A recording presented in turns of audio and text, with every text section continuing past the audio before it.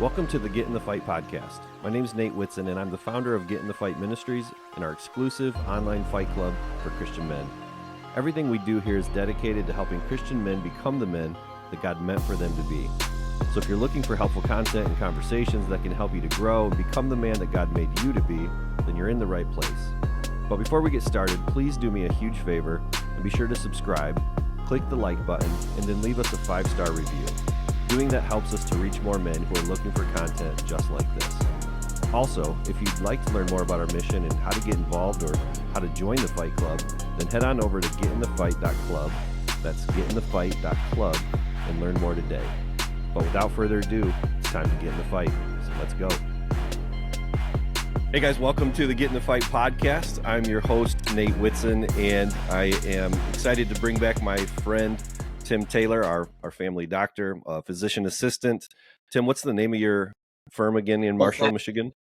Whole Family Direct Care. Whole Family Direct Care. If you get a chance, we'll talk more about that later, and you can look that up if you're local to us here in Michigan. Definitely suggest that you do that. But yeah, Tim is a trusted friend of the family and knows his stuff. And in fact, if you get a chance to, you'll hear more of the background and bio in episode number 63. So Tim is back with us today to talk more about men's health and issues that affect Christian men and how do we live bigger lives, better lives. And if you get a chance, I definitely encourage you to go back to episode 63 and listen to the first part of this conversation. There was so much more that we should have gotten into or could have gotten into. So Tim was gracious enough to come and jump in here with me again today. But I just want to encourage you, if you're a Christian man listening to this, if you're new to the show, just to understand like what this is about. We are talking primarily to Christian men who really want to live bigger lives, live better lives, become more of the men that God meant for us to be. That's really the mantra, the mission. The easiest way to say it is, how do we take advantage of this short, brief life that we get and maximize our time here on earth?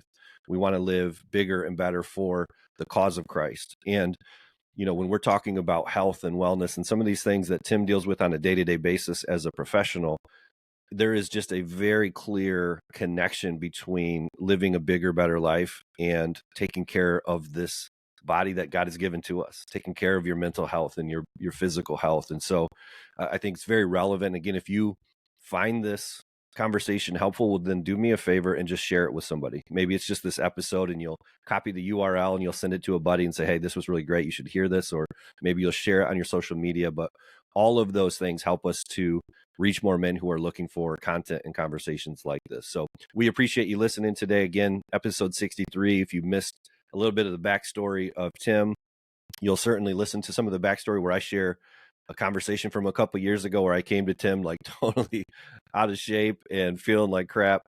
And this conversation means a lot to me because I live this out. I struggle to stay in the fight when it comes to my own health. And Tim's a big part of helping me to stay on course. And I know today's conversation can be helpful to you as well. So Tim, thanks again for coming back on the show, man. Yeah, I'm looking forward to it. It was fun last time, so excited about today. Yeah, man. Thanks so much. Let's get into it. So last time at the end of episode 63, we were talking about nutrition and diet, and we talked a little bit about how there is no perfect diet. And again, we won't necessarily rehash all that unless there's things you want to maybe like reintroduce here when it comes to that, in terms of like what's the best diet, you know, paleo or intermittent fasting, carnivore, Mediterranean. There's so many options. I know that, again, listen to episode 63, you'll hear some thoughts from Tim on that. But it definitely is something where guys do wonder, like when we start to get back into shape or we start to like take this conversation about our health more seriously, we do start looking everywhere. And there's like so many opinions on this idea of nutrition and diet. So that's definitely something I think guys are interested in, Tim. But maybe for today, let's talk a little bit about the things that we eat, the things that we put into our body, how they affect how we feel, including maybe our mental and emotional lives. Like, how much impact do you see professionally in how diet affects our lives? Yeah. So I'm going to rewind back a little bit to what you just said and brought up, just real quick, throw a little bone out there for the previous episode. when it comes to the specific diet, I do think it's important to kind of look at that, because what I've seen in a lot of these discussions, whether it be on podcasts or patients that I have in the office or just the neighbor down the street, our dad at this soccer team, is these discussions become very almost tribal Mm. about which philosophy to follow. Should it be paleo, keto, intermittent fasting, whatever? Because typically what happens is someone will do something that works for all of them, and so that's just got to be the way everyone does it. And the reality is they all kind of work in their own way. Now you may have like medical conditions that might predispose one to be better than the other, and that's something you should probably talk about with your doctor. But if you don't, and you're just kind of looking for how can I lose weight, it's really just finding a way to kind of restrict the caloric intake and do it in a way that feels most comfortable, that almost feels least restrictive. And for some people that's paleo, some people that's keto, some people that's intermittent fasting. But in one of those ways, you're going to end up restricting something. It's either going to be some kind of, you're going to restrict time of when you're eating, you're going to restrict calories, total calories, and you're going to just kind of watch the different types of foods that, add up to that. So that's more of a flexible dieting thing. And then either you're going to restrict some kind of food group. So like keto, the common one right now is you're not going to eat any carbs, right? So one of those two things is you're creating a restriction in the total calorie amount for the day. And you just have to pick which one you like best, because the way you win in this is to do it consistently for long periods of time.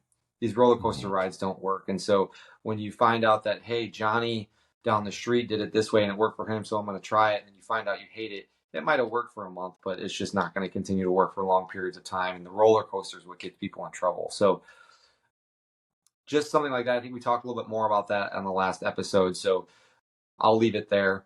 But I do think that that's important, is don't get so caught up in what everyone else is doing. You just have to find out what works for you and then stick with that plan and be consistent with it, because consistency over time is what really helps people win there.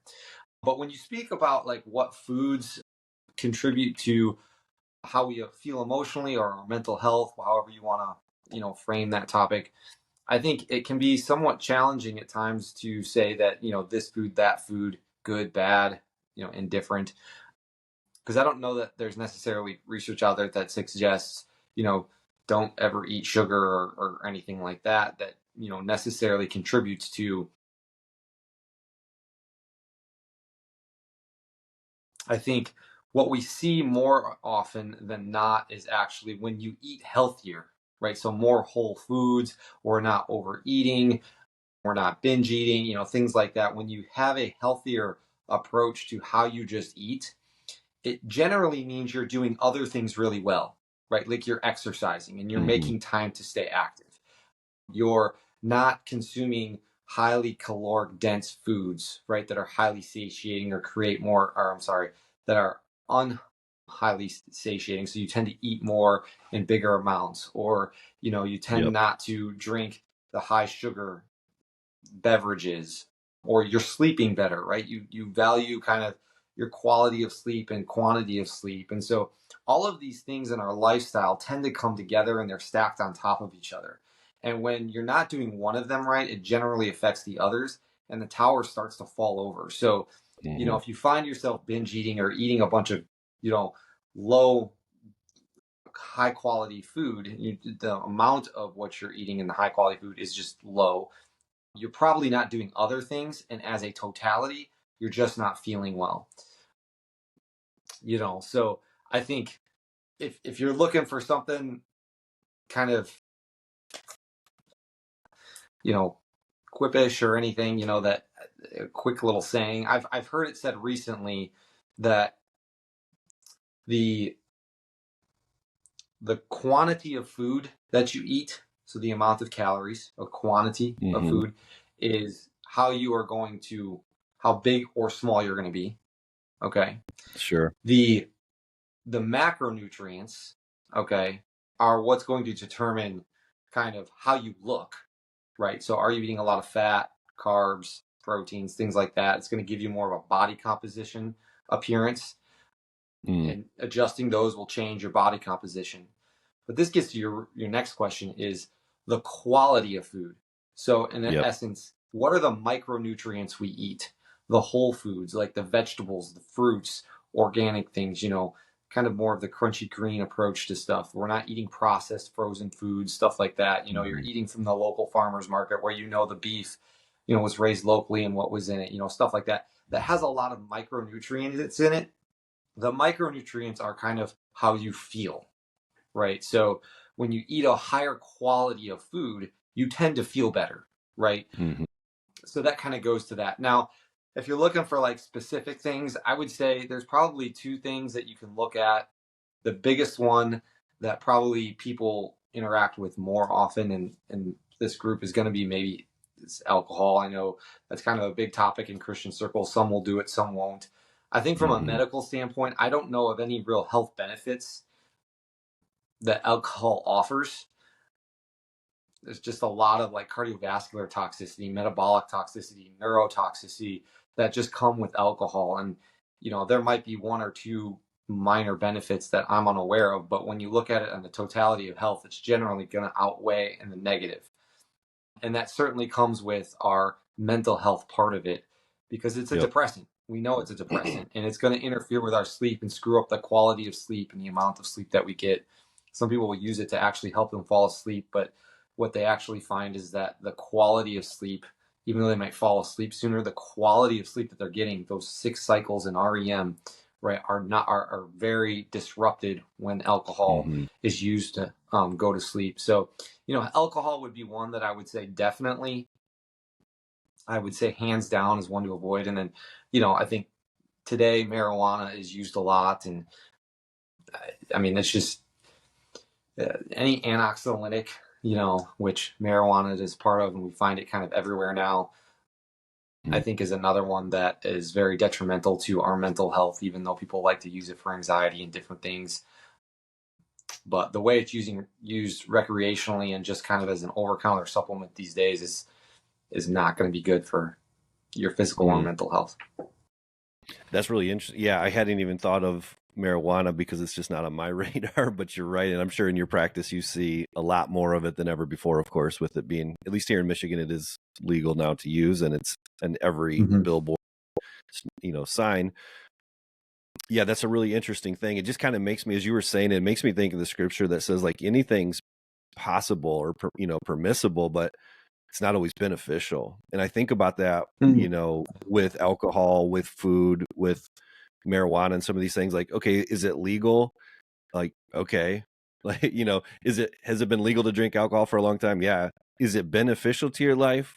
No, it's just not. In fact, and I typically have not taken a hard stance on it. I've enjoyed alcohol at times. Like, it's just not a big piece of my Mm-hmm. life, but I know for a lot of guys it is.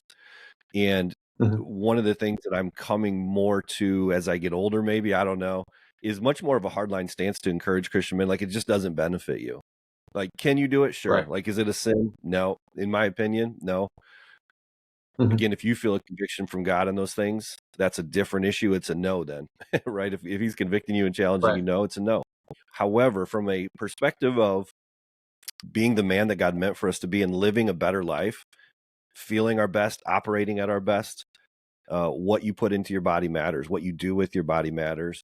And your body matters. Like one of the things we've talked about in our Fight Club community is where Paul will constantly say, don't you know that your body is the temple of the Holy Spirit? Don't you know? Like, are you not aware of this? Like your body, what we do with our body matters in terms of how we live our lives and whether or not we're living them to the fullest. And that's really what this ministry is about, trying to help men think through these things. And again, how we treat our bodies affects our entire lives. And so, yeah, these are things Mm-hmm. that I tend to take a harder stance on more and more because they're just not helpful. So why are you doing it? Right. Mm-hmm. I maybe just a quick thought from you here, Tim. I wanted to, like, I see a ton of people drinking energy drinks, and you had kind of said, like, you mentioned sugar a couple of times, just a little bit in passing. Um, Mm-hmm. these caffeinated, sugary drinks, do you see them as a problem? Are there good ones out there? What is your take on the energy drink fad that's out there? Yeah, so I think there's a couple of ways you can look at that. I would say as an energy drink source of nutrients, it's very low quality. If you're just kind of looking at it from that quality of food that we were talking about, it's going to be a very low quality thing. Now, I don't ever really recommend any intake of just like pure sugar. Like there's very little to no nutritional benefit with it. I think there's a very small window in which maybe you could utilize that if you're like an elite athlete or competitive, bodybuilder or something, where through training a small amount in a small window, might be beneficial. I'm not a nutritionist in that standpoint, but I have heard nutritionists on talk on this topic who work with like elite level athletes, right? That might in very specific rare scenarios kind of use that. But for the average Joe like you and me and probably most listeners here, that's just not a place you really want to go. Metabolically, it's just not going to be beneficial. And I know a lot of those things have, that stuff in there. I think most of these companies are getting a little more health conscious and trying to move towards like a stevia or something to flavor it. But that's definitely not something that's really a very valuable source of nutrients or energy. Now the caffeine is a little bit different. There's actually been studies that have shown where caffeine can actually be beneficial in just your cognitive health, even emotional health, when taken in responsible kind of structured windows. So I've kind of I previously was a little bit more hard stance on yeah, we don't need to be doing that. It's it's not helpful, but that was actually probably a very uninformed position on that a few years ago. It's actually does have some benefits. So I don't look down or recommend against anyone who drinks caffeine either through coffee or sometimes to put it in pre-workout or something, stuff like that. So I think it's just a matter of what are you drinking it with. If it's got a lot of cream and sugar with it, then Starbucks stuff and Big B stuff, probably not the best way to be doing it. Yeah, you're like drinking a dessert basically for a lot of those things. Yeah. I will say this, be dessert. careful. Yeah, be careful with the caffeine if you have, certain medical conditions or even mental health things where you struggle with feeling anxious and maybe you have palpitations and an arrhythmia, or if you struggle with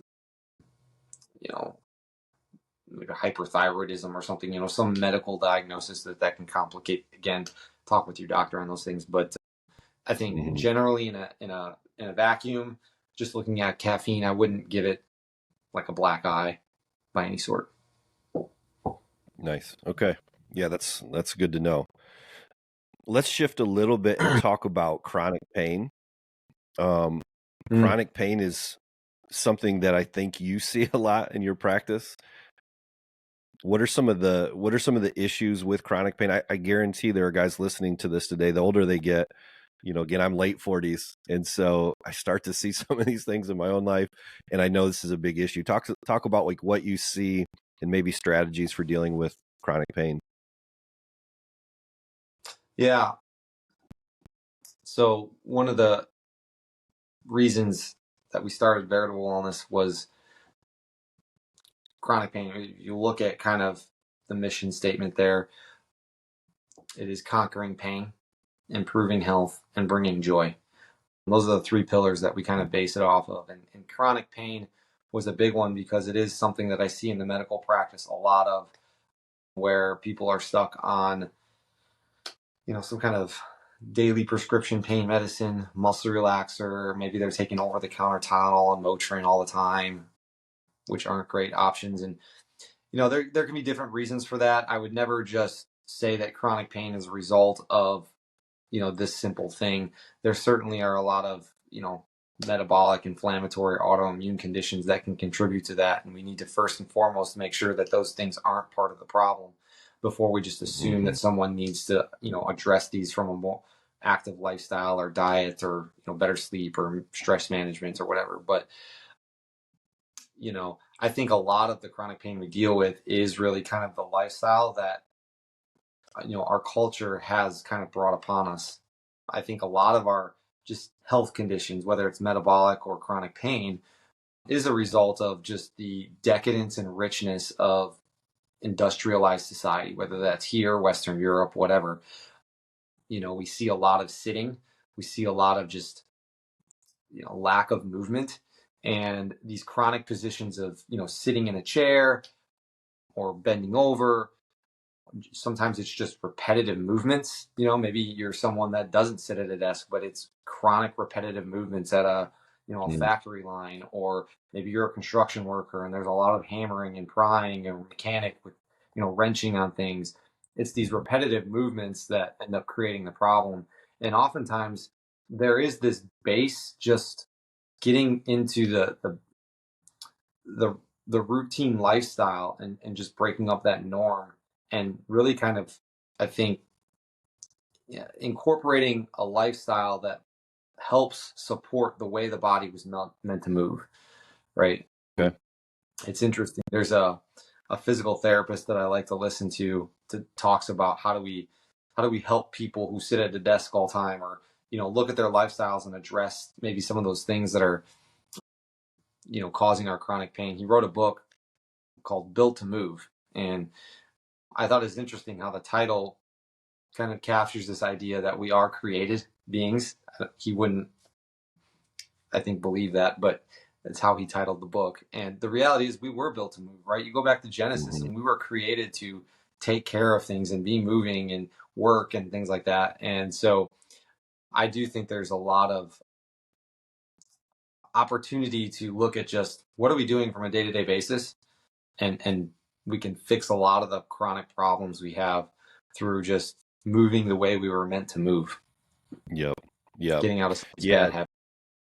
Yeah, that's really interesting. It makes me think of my father-in-law who worked at GM for 41 years, and just like the quality of life now from a repetitive movement of just, I don't know, sanding a car, pushing something up and down, like you mentioned mechanics and all these things. Like, yeah, I can see where this is a big deal. What are some of the things that you do through Veritable Wellness or through the whole family to address, like, what are some of the strategies, some basic things maybe that a guy that's feels like this that he can do or be thinking of, or resources that you would send him to, anything like that? Yeah. It's kind of hard to speak to specific situations just because every situation, generally at Veritable Wellness, every patient, client, whatever, goes through an assessment. And that might take 2 or 3 visits to get a full idea of what their range of motion is, how their shoulders move, their wrist moves, their knee moves, how their hammies and quads are tight. What are their ankles doing, right? What is their low back doing? What is their thoracic spine doing, and scapulas, and all these different things. And we really take a full assessment of, okay, where are the problems? Mm-hmm.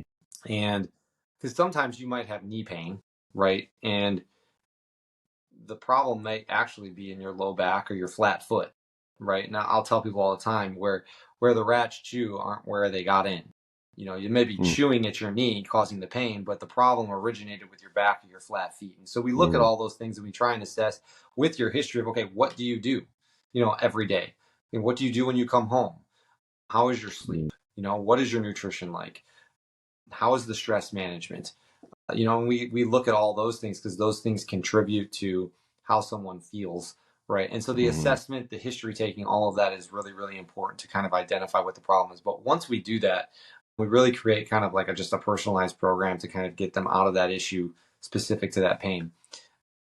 So, resources, generally speaking, I think the one physical therapist that I was referencing earlier is his kind of group is called the Ready State. His name is Kelly Starrett, and he's done a ton of work with over probably 20, 30 years now, and has got a lot of resources out there. Was at the advent of kind of social media. and has done a lot of really good work. So his resources are excellent. And so that's definitely a resource I recommend to a lot of people, at the office who might need something to kind of work on. And like I said, his book is Built to Move, and that's a really neat book because it is kind of built for the general population of really just generalized pain to get you moving in a comprehensive way that, if it's something that's pretty mild, might get you out of the problem by working on some of the tips. And it's a book that's kind of more explains, but also gives a lot of practical tips and challenges to kind of work through Yeah, some that's things. great. Hey guys, I hope you're enjoying the show so far. And if you are, please do me a big favor and simply get engaged in a simple way. For you, that might be clicking the like button or maybe subscribing to the show. For others, it may be commenting on a show that really stands out to them, or maybe it's just copying the URL and texting it to a friend, or pasting that into your social media, or sharing it via text, whatever it is. All of those things make a huge difference for us, and it helps us to reach more Christian men who are trying to live bigger and better lives. So, number one, thank you for being a listener, and thank you for being a part of this community and part of this show. We appreciate it more than you know, and we appreciate you getting engaged and helping us out. Thanks so much. Now back to the show. Yeah, I'll try to make sure I include a link to that in the show notes too, so that guys can see some of that and see that. And of course, they're going to have links to Veritable Wellness and opportunities to connect with you. And I know you've said this, you said it in episode 63 as well the first time, but it is important.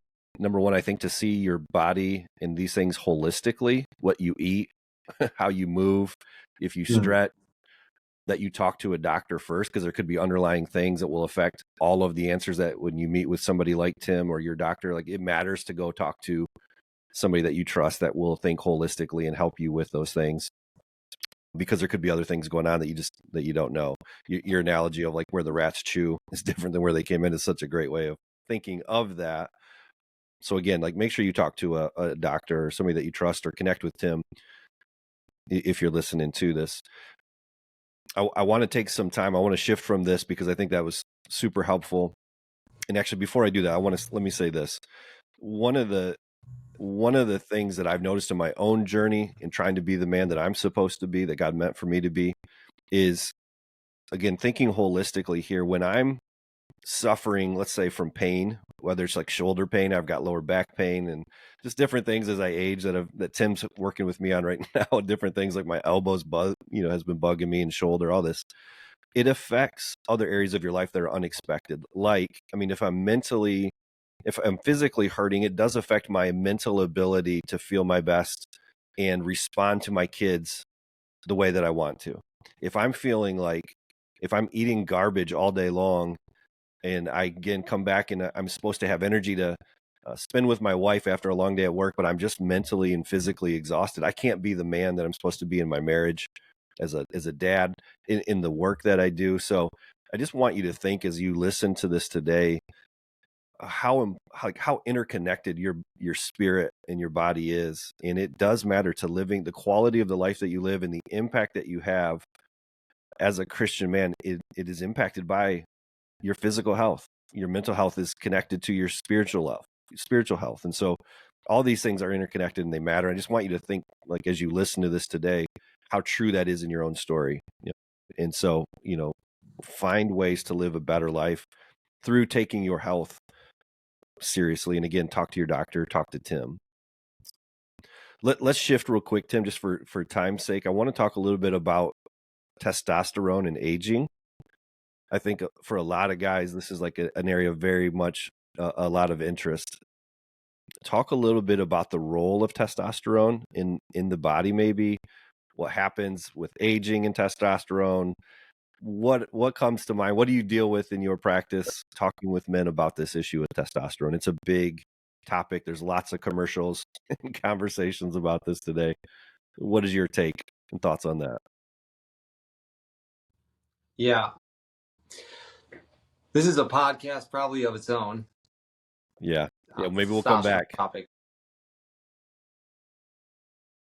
But in its most, I guess, to start out, the most foundational piece, right? Testosterone is the sex hormone that makes a man, right? It's its counterpart in the females is estrogen and progesterone. Now, I think it's important to understand that females have testosterone just like males have estrogen and progesterone. It's just the concentrations of each are very different. So in males, testosterone's a lot higher, estrogen, progesterone's a lot lower, and vice versa in women. So, it is the primary sex hormone. It has a lot of different functions, though, and so it can get pretty complicated in when you start talking about the pathways of why someone might have a high or a low testosterone as they age. Sometimes there's physical things, sometimes there's just it could be sleep, it could be stress, it could be nutritional. I mean, it could be a lot of different things that look into it. And so when you are concerned about that, there are specific symptoms you would look for, and if those are symptoms you're concerned that you have, you can go to the doctor, and oftentimes the testosterone would be checked. There should be a pretty comprehensive look at the blood work, not just checking a testosterone. There's a lot of things that should be checked so that you can figure out, okay, why might my testosterone be low? Again, because it's not just simply, oh, my testosterone's low, so let's supplement. There's a lot of other things that can be addressed to actually increase it if it is low, that may not necessarily necessitate a supplement, like an injection or a topical. So that's kind of it at its most basic form. I can certainly get into more of that if you have specific questions on what you're thinking there. Yeah, I just know like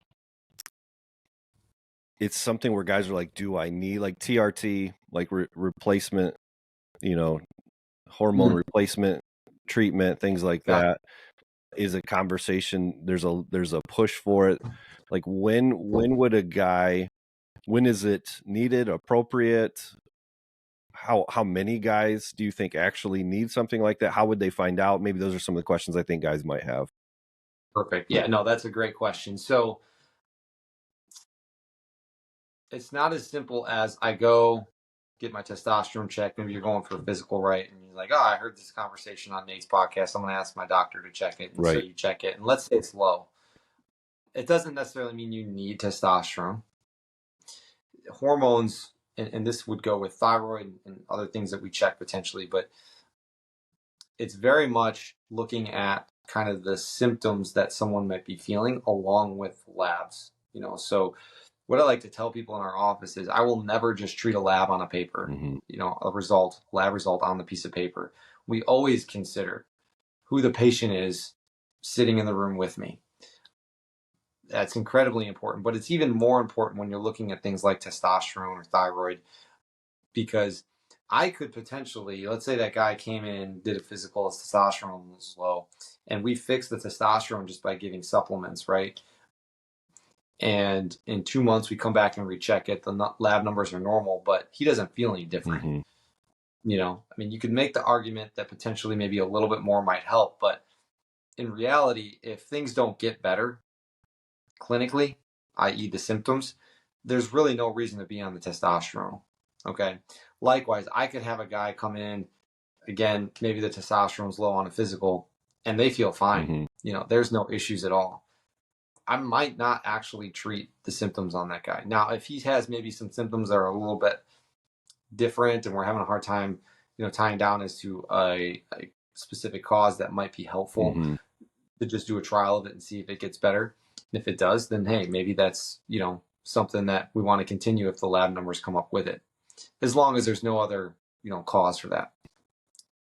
So we do look at the patient's symptoms, and then we look at the lab value. As far as symptoms go, what symptoms would you be looking for with low testosterone?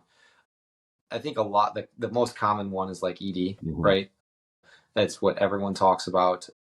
And certainly that is a big one. Sometimes it's low libido or sex drive can certainly be a part of it. Again, those are two things that other reasons, can cause those things. So you need to rule those out, but those are two probably the primary ones.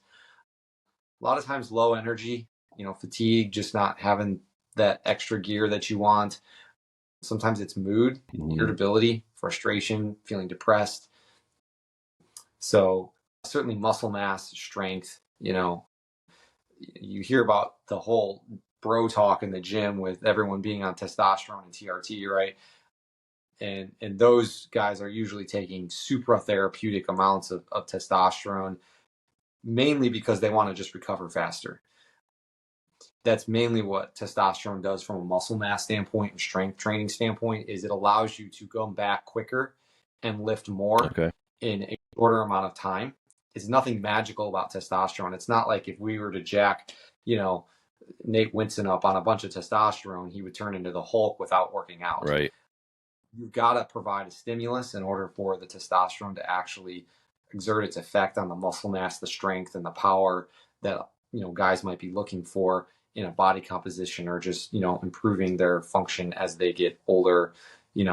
At 50, they don't want to lose as much. Yeah.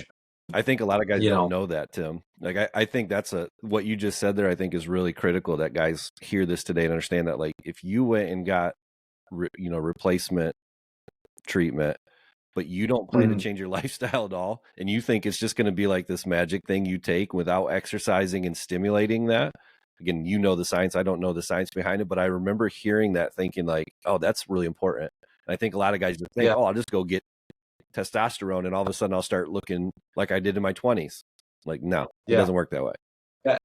Yeah. It's funny because, like, you'll look at, these incredible athletes, that get busted for TRT, or, maybe these bodybuilders where it's legal in their sport, like Arnold Schwarzenegger and Jay Cutler and Ronnie Coleman and things like that are jacked up on all kinds of testosterone, right? And you just say, oh, well, they were just on, all these performance enhancing drugs. It's like, well, yeah, they were, and they would have never achieved that had they not been on those. But that doesn't discredit the amount of work and, like, focus and determination and willingness of just intensity that they put into their sleep, their stress management, their nutrition, their exercise. I mean, there's still an incredible amount of respect to the work and the discipline that those guys had to achieve what they've achieved, right?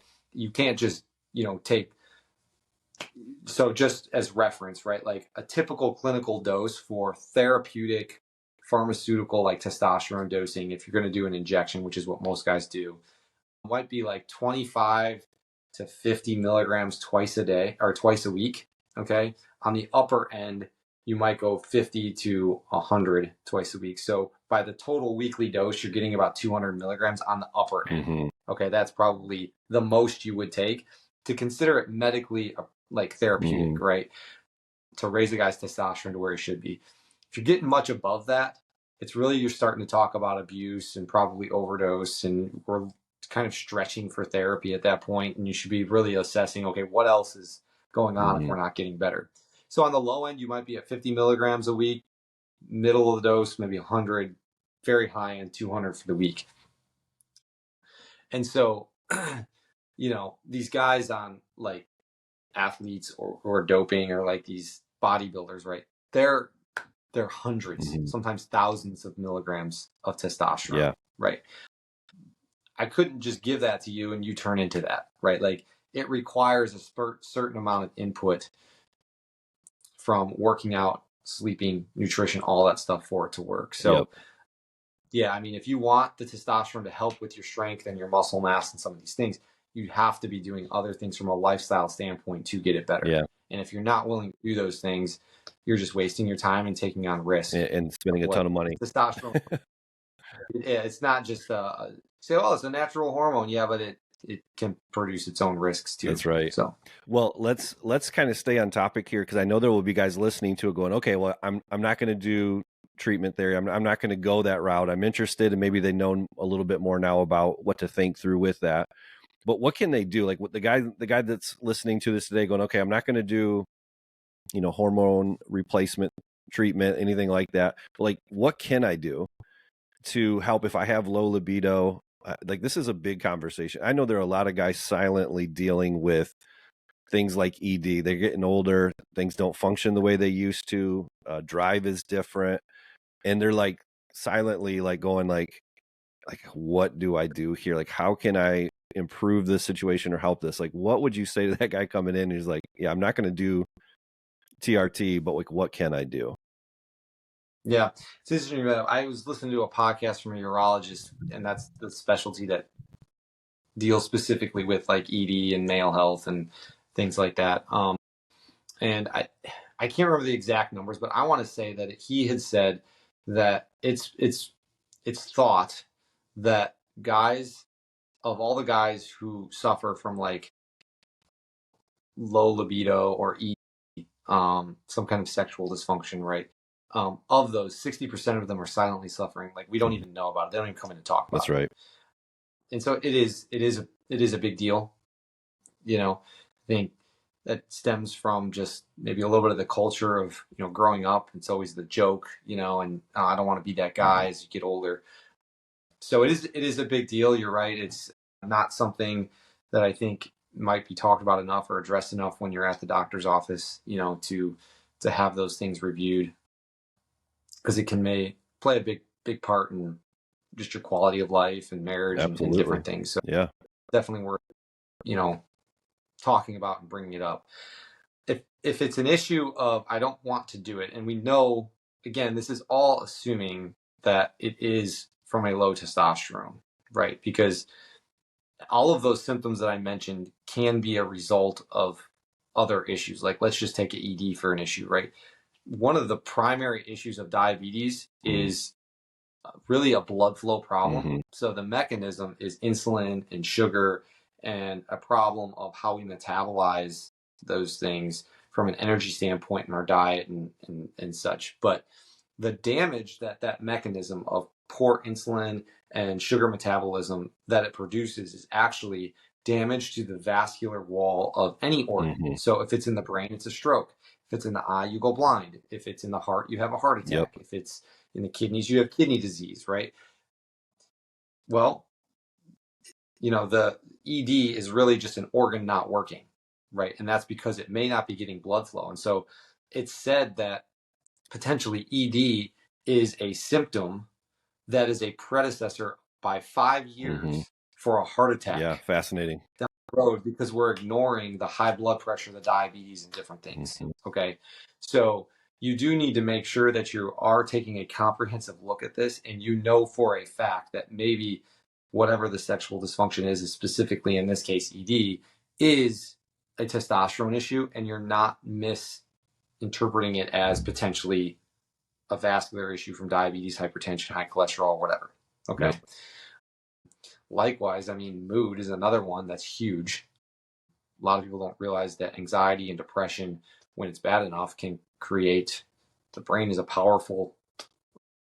a powerful effect on the body's overall just health, and ED can be a big symptom of that. So again, make sure that the testosterone is the cause. I'm not aware of a ton of lifestyle changes. I mean, if it's a low testosterone, again, you need to make sure that we know why. So the full workup of why your testosterone is low is important. For instance, a very common cause for low testosterone is sleep apnea.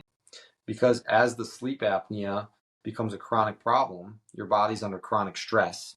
We've all heard of the stress hormone cortisol, right? It's talked about a lot these days. How do we make cortisol? Well, cortisol is a hormone just like testosterone, thyroid, estrogen, progesterone. And if you're stealing the building blocks of making testosterone to make cortisol because our stress level is high, maybe you have sleep apnea, maybe you have uncontrolled rheumatoid arthritis, maybe you have uncontrolled MS or whatever the inflammatory process is, maybe you're just emotionally stressed all the time, that cortisol level is high, it could be driving down your testosterone. So maybe you need to fix the sleep apnea and get on a CPAP to restabilize things. All right. So those are some lifestyle things you can look at. Sometimes nutrition, vitamin D, zinc, sometimes magnesium can play a part in a low testosterone. You're not going to get huge bumps from that, but you might get a 50 to 100 bump in testosterone. So if your testosterone comes in at, say 150, it might get you up to 200, 250, which is on the low end of normal. So it might not resolve the symptoms. Generally, most clinicians will treat testosterone to 400 to 600 in the normal range. So, but I mean, nutritionally, sometimes those things can help get a little bit of a bump there. Yeah. exercise, there's going to be a little bit potentially, but it's not like, oh, I'm going to start lifting and go to the gym every day and I'm going to feel great and have my testosterone go through the Yeah. roof.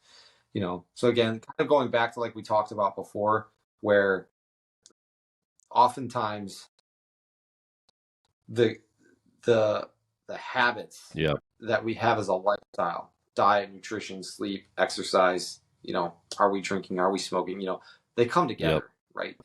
We can't put our body in a box.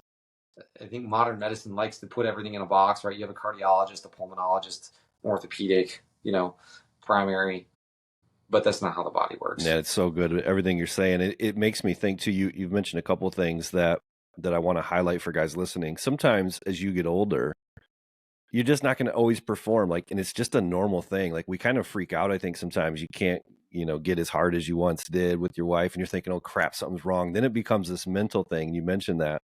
Like you just have like a bad day, maybe you stressed out, you haven't eaten well. It's just a combination of some stuff and it's new to you. So you freak out by it.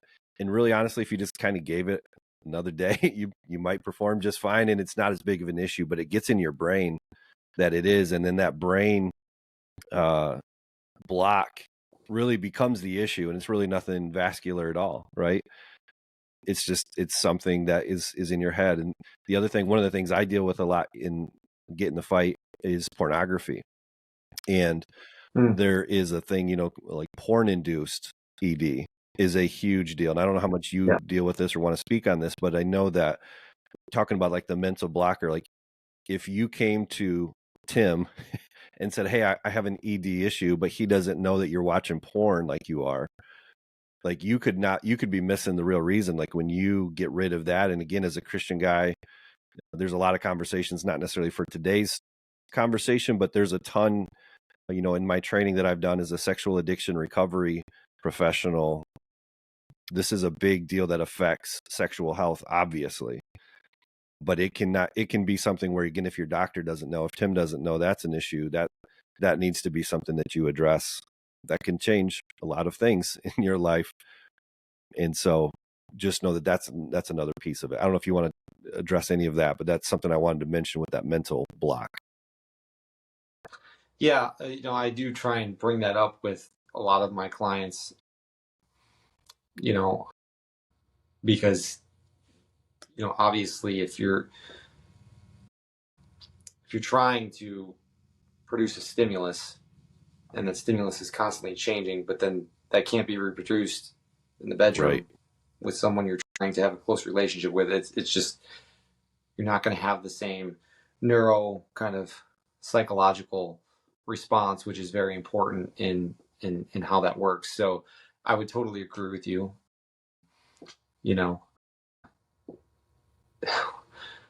One of the other things kind of along that line, I don't know if we necessarily want to get into that, but is, for a long time there, it just didn't really click with me until probably a number of years ago, but was having men come in asking for the Cialis, the Viagra, right? And getting into their history and realizing they're not married, right? And it's just, they're jumping around. And I really do think that does have a psychological effect on how that can contribute to performance and the experience there.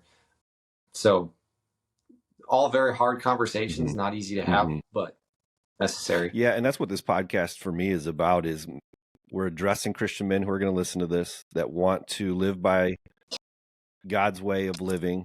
They're dealing with real life stuff.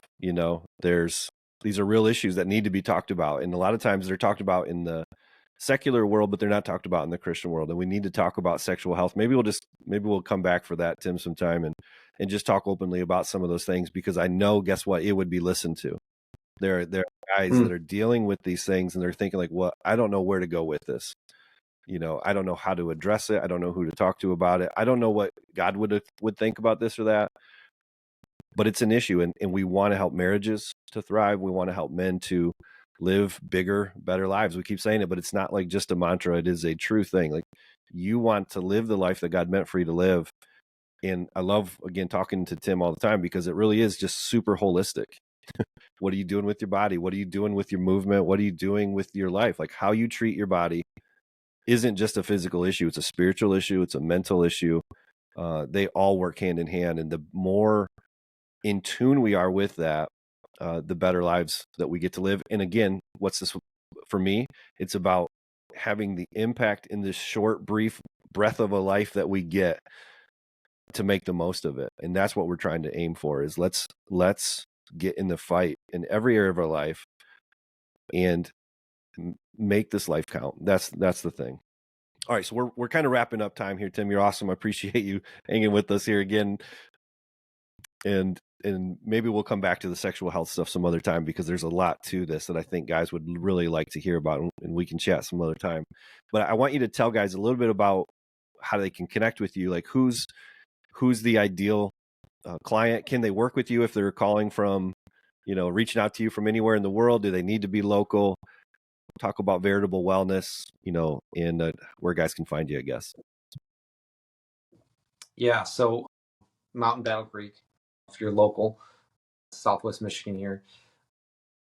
Whole family is out in Marshall. It's about 20 minutes east of Battle Creek. But Veritable Wellness is kind of built out of my passion of fitness and exercise. But as I got older and into my career, realizing how foundational that was to really producing a good, strong foundation for having the optimal health span and quality of health as we age and get older. And, I think as we're younger, we have that Superman complex and we can get by for a while, but then you hit 30, 35 and you realize things aren't quite the same, don't feel as well after a workout.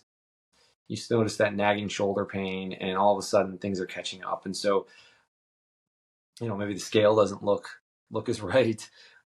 And so I developed Veritable Wellness to kind of just help people through chronic pain. It's not so much a gym to,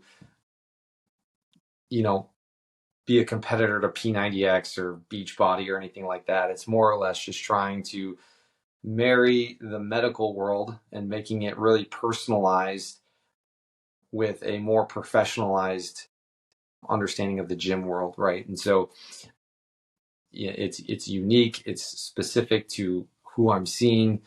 It's not a cookie cutter program that you just, buy online that everyone else is using. It's specific and unique to you, to whether it's to help with the chronic pain in shoulder, hip, back, whatever, or if you want to kind of try and get metabolically more healthy and maybe get off some diabetes medicine or something. If we can do that, try and lose a few pounds, certainly do that. Maybe it's just you want to get more fit, more healthy, and you're just sick of looking yourself in the mirror and you're a little depressed about it. Hey, we can work with that too.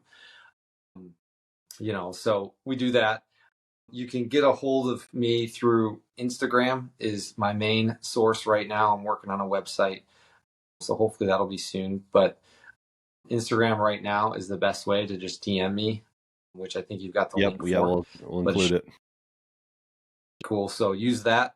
I usually try and respond pretty quick to that within the same day anyways, and then we can go from there. As far as who can do it, location wise, certainly local is easiest.